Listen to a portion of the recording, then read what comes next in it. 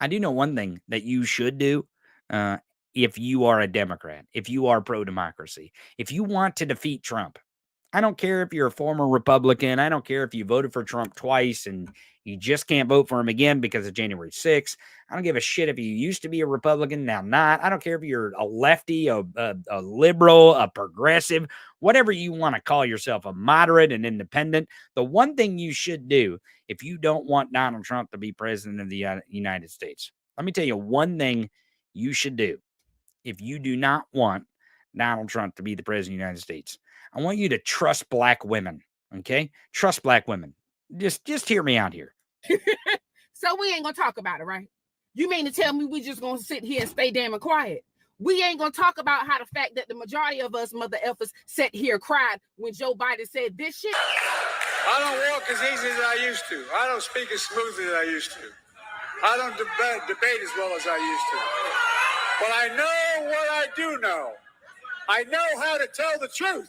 Does that not remind you of the time when you was a little child, especially if you look like me in the church and you stood up to say your Easter speech, but you forgot part of the speech? And the next thing you know, you nervous as hell and you look up and the whole damn congregation is looking at you saying, that's all right, baby. You got this, baby. We got your back, baby. I know damn well we was the damn congregation for Biden. And after Biden said that shit, I was like, that's all right, Biden. F them mother effers. We got you. We got you, boo-boo. I damn sure did. And I ain't backing down.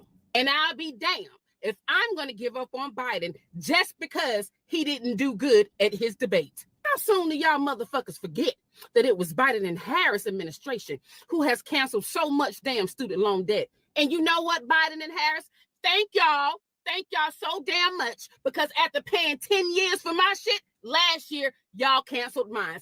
Oh, but y'all don't want to talk about how the Biden administration eliminated junk fees, how that saved the American middle and working class $20 billion a year. Oh, but y'all don't want to talk about how he lowered the cost of prescription drugs and how he capped the insulin price to $35. The middle and working class saving $800 a month when it comes to health insurance. Over 15 million jobs have been created under Biden. My people, when it comes to our small businesses, it is now at its highest damn level since 25 years ago. And yes, my sisters, it is us who has been hit the most when it comes to the maternal mortality rate in this damn country. Thanks to Biden and Harris, we now have a damn task force to look into this shit. Joe, we ain't going no damn where. We got your back. And I think that's that's one thing you should do if you believe in democracy. No matter where you're at, who you were, who you aren't, what you consider yourself political in your ideology, is you should just trust black women. I think that's what you should probably do. I got D Knight with me. D, I'm so glad you joined us. I was just talking about Tim Miller, your new arch nemesis. Actually, I don't know if he's an arch nemesis anymore. You really destroyed him on Twitter. And I showed the picture that you posted of him just looking like trash. I mean, he looked like, oh my God, he looked like he'd had his ass kicked. Well, for all the talking he did about how Biden looked at the debate, he looked even worse on did he? Oh man, yeah. He looked like he's like 86, right? No, we dragged his ass all night. I mean, look, and I don't have like Twitter superpowers. I'm not a celebrity or any kind of shit. Like I have no effect, or at least no real effect on anything in general. Like I can speak to things that people are thinking, but don't have the ability to say on some occasion. So if I'm a person who can hop on Twitter and get "Buy Tim Miller" trending, that ain't me. That's what everybody is feeling. And that's what I was trying to tell this dude. I was like, you don't know the position that these people are coming from that you're speaking for, especially in the black community. And you don't fucking listen, and you're a former Republican. You ain't never had to listen to no black people in your life, and you not listening now, and that's part of your problem. And yeah, I wore his ass out, and everybody got it.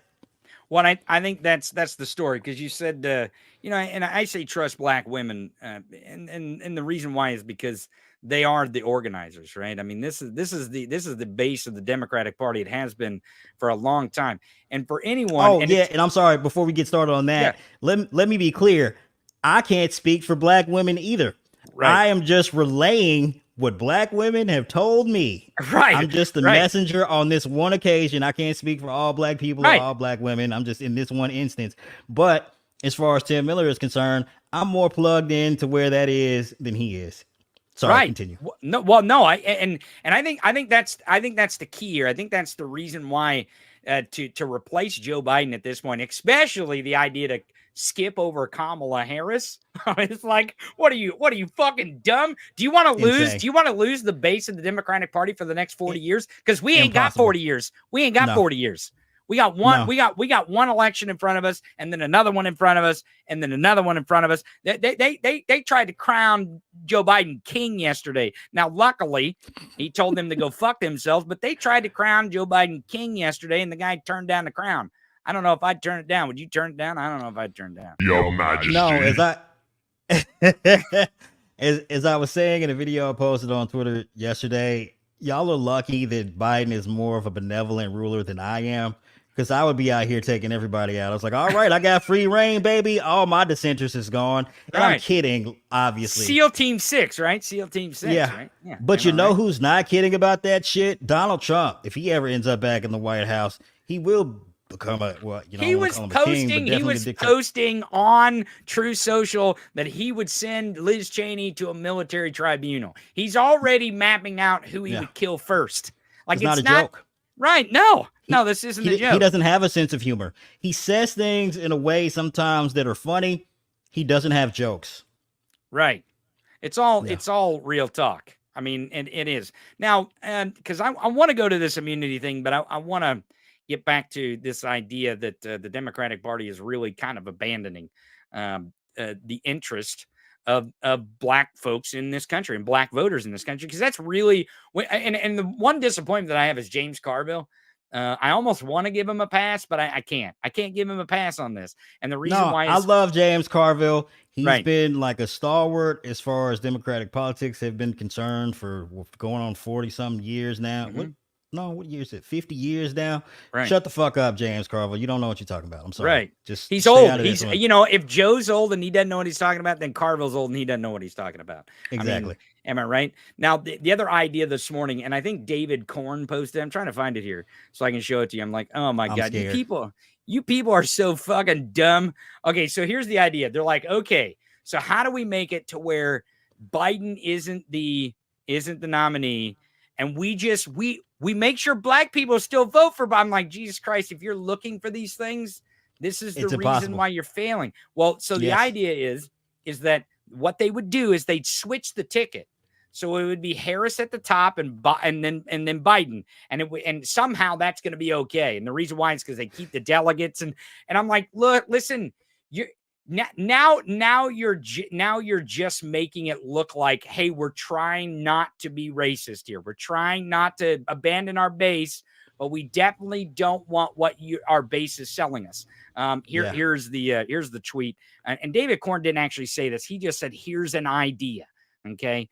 So he's really kind of distancing himself from this, but it says, I suggest a Harris Biden ticket to avoid infighting at the convention. It keeps pledged delegates, keeps Biden in the White House, which is not true, for his wisdom, international contacts, legislative prowess, and mentoring. Well, if he has all these things, his wisdom, his international contacts, his legislative prowess, and his mentoring, guess what job he should have? He should be president. Right. Yes, exactly. He you got it. Right. They run into the point. They run it. You know what I learned about this? There really is a thing called shitlibs, right? And I'd so bad. There is. It exists. There's shitlibs. And they're not the shitlibs that used to be called, right? They used to have this brand of shitlibs, but there's a brand of shitlibs now that just have no fight in them whatsoever. Just any hint that they would have any confrontation at all, they fucking run away. And it is the last thing. And I don't know, you saw most of the video of the black woman who I showed defending Joe Biden. Yeah. If it was possible for black folks to just run away in this country, right? Run away and, oh man, you're safe. Yeah, man. They stick in the fight. They're there for the fight. That's the whole fucking point. That's the backbone. No offense to white people, but y'all ain't never had no struggle. Exactly. No in life. That's it. Well, not only have we had no struggle, we have no story of struggle. We think we do. We're like, well, see, my grandpappy, he wasn't a millionaire. He just owned a farm. Okay, he owned a farm, and that was Yeah. Never.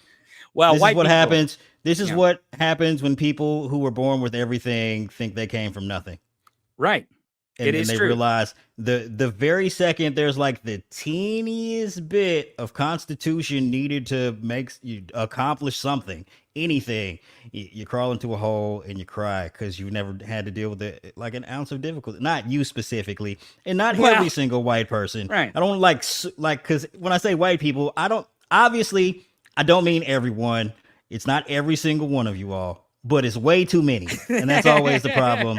And that's always the perspective to take that from. When I'm like generalizing a group, I'm not saying everyone. I'm saying there's way too many. And if you look at it from that point of view and you're like, oh, yeah, I get it. I understand exactly what you're saying. Well, I mean, here's the thing. There are people who actually do, who are black, that support Trump. It's mind-boggling. It's hard to wrap your head around, but there are some that do. I actually think they're paid to do. But before I get to that, because we've got about 20 minutes, I want to show you my new favorite thing. I got a blue check. I paid Elon some money. I'm hoping he's going to pay me back some money for my blue check.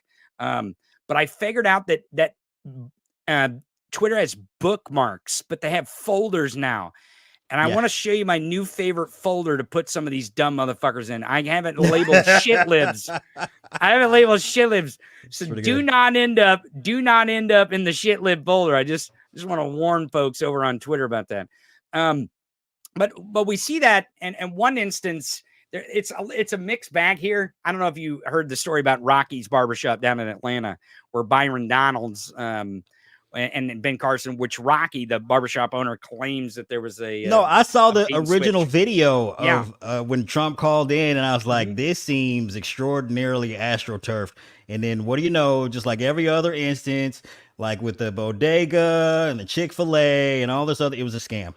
Right. Well, and some people are saying that Rocky has a contract, and the contract did say political event. So it's kind of a mixed bag. I don't really know what the story is, but the actual story is that Rocky had to take to local news to repair his reputation, because the black community in Atlanta is like, you did what, motherfucker? And that was, and like, he's like, I lost my business. I don't know what I'm going to do. So he took to the local news to say, hey, I was tricked. Now, whether that's true or not, I have no idea. It probably was. I can imagine some Trump staffer not identifying that he's with the Trump campaign, came in there with some paperwork. Hey, you want to talk about hold this political event at your place, blah, blah, blah. And then they scammed him into it. It happens all the time with the Trump campaign. All they do is astroturf this black support. And again, it ain't for black people, because we always see through it every single time. As I was saying the other day, like, our existence depends upon being able to see through the bullshit, right? So every time Trump comes around with this shit, we're like, okay, that seems extraordinarily fake. We don't pay it any mind. You know what it's for? It's for the, your fellow white people who want to be Trump supporters but don't want to be labeled the race. That's right. Yes. Well, and that's what I saw the church event in Detroit as, where Ben Carson got up. Same shit. And they were talking to white people and telling white people how black people support Trump. Sir, it's Detroit. It's the blackest city in America. You're in a black church in Detroit, the blackest city in America, the blackest kind of black church you could ever. Why is it full of white people? Where were the white people at? That's impossible. It's almost impossible to do that. Like, when I was watching it, I was like, is this like CGI? Is this AI? Because it don't even seem real. Like, I don't even know where he found the white people to bring into the church, the black church in a black. It doesn't make any. It actually would have reminded me of, and like, I go back to 2020 real quick. It was the Democratic primary. It was kind of COVID-ish. We were heading that direction. Bernie Sanders went to Detroit, held his rally a little bit outside of Detroit.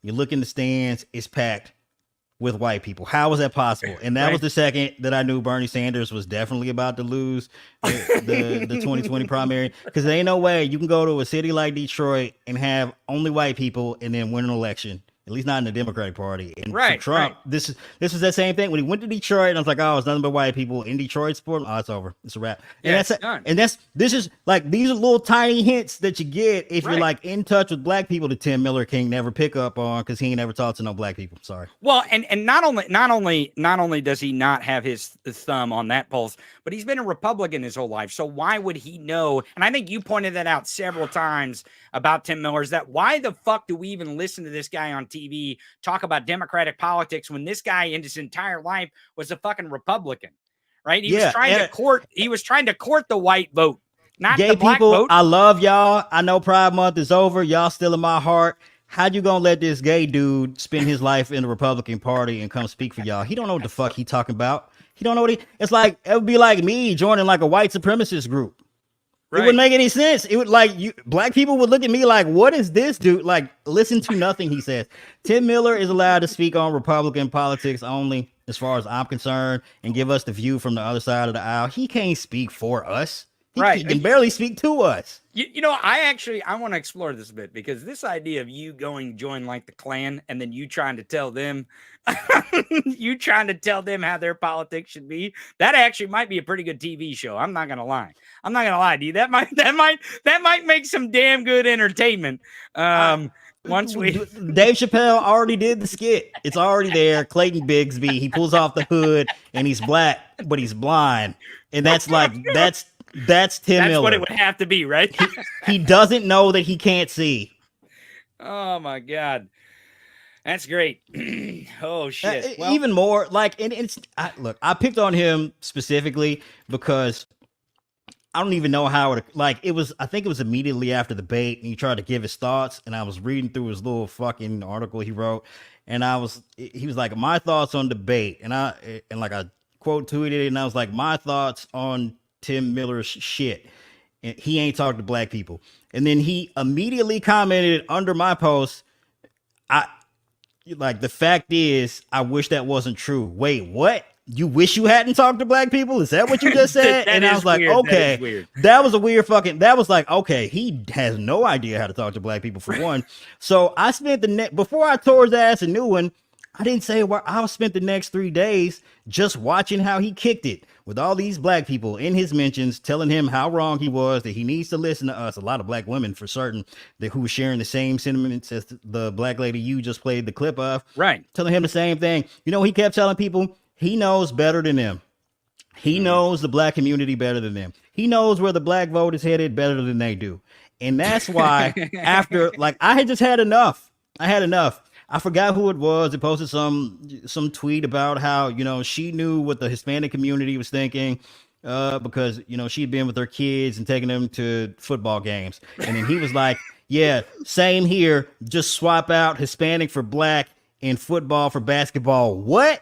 You know black people because you took your little adopted black kid to a fucking football game? That you think that gives you credibility, sir? You think that's how you can No, sir, get the fuck out of here with this. I had enough. And that's why I tore his ass a new one. And the problem is, again, it's just so much he don't understand about black people because he ain't never talked to none. But there's a perfect analogy with this that's, currently played itself out in the news over the last couple of months. I'm sure you're familiar with it. It's not necessarily related to politics. It's more about the cultural differences between it. Long story short, Drake versus Kendrick. You got Drake. He's a superstar, one of the most popular hip hop artists in the world, blah, blah, blah, so on and so forth. You've got Kendrick on the other side. He is more of a conscious / quote unquote, I hate to use that word now, but I mean, woke rappers are a thing, in the vein of Common and, Talib Kweli, and it's a bunch of these guys, right? And then they took different paths to get to the top. Drake took I'm going to do the super popular thing and, do the kind of, empty, mindless hip hop music, which I'm a fan of, by the way. Don't get me wrong. I enjoy that shit. No matter who you are, Drake has a bop for you somewhere. That's not the point. The point is, dude is from Canada. His parents white. Much like a lot of white people, he's never had a struggle in his life. Came down to the States, dipped his toe in our culture, made $1 gajillion off of it, flew back to Toronto. the same kind of shit that Drake is getting murdered for, because you probably don't know what it's like to live out on the West Coast here, or at least in black neighborhoods, and not that I'm super familiar with it, but you got Kendrick Lamar, grew up in LA. That man eats, sleeps, lives, breathes the hood over there, despite what you think. I mean, anyway, that's not the point. The man is rooted in the culture. He knows, he got his finger on the pulse. He knows exactly what's going on. He don't got to fly out to Atlanta and get some clout from the Atlanta guys. He ain't got to fly down to Houston and get some clout from the guys down there in Houston. He ain't got to do all. He's one of us. Drake had to come here, go to New Orleans, give a Lil Wayne. Lil Wayne put him on. He had to fly around all these different cities and get with all these different dudes who already had their established roots in the community for him to gain the clout to get to the position where he is. Same thing with Tim Miller. He just flying around. He got kicked out of the Republican Party, didn't have anywhere else to go. Only game left in town, Democratic Party. He came over here, got with some people who gave him some clout, and to get to the position where he is, where he's just making money off of us because he ain't have no other options.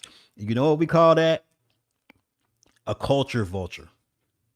He's just over here. He ain't one of us. He's just over here feeding on what we got because he ain't got no other options. And that's how I know he don't know what the fuck is going on with us. Because when I called him a culture vulture, he didn't even have a response to it. Couldn't say a word. Speaking of culture vulture, because that's why I see like the golden tennis shoes, the golden sneakers, and the mug shot. Same shit. thing. It's a culture same vulture. Shit. And here's what and again, I am not only, obviously am I not a black man, but I do not have a black experience, right? The only way that I know anything about black experience is I have to use my ears, right? And I gotta listen. It's the only way. Right, exactly. You have no other options. I have no other option. But when the debate was over and there was a video posted online of Joe Biden going to Waffle House, and when he walks in the Waffle House, and I'm not saying like this is the way that the black community knew, but I was like, hey, it's gonna be all right, man. Our base is not going to abandon. That is how you know. If you could see it with your own eyes, wherever he goes, black people love that dude like he want to. And I can't claim to say all black people love Joe Biden like he's one of us. No, that's not the case. But a whole bunch of black people love Joe Biden like he one of us because he been here. He been down here working with the black people for 50 years.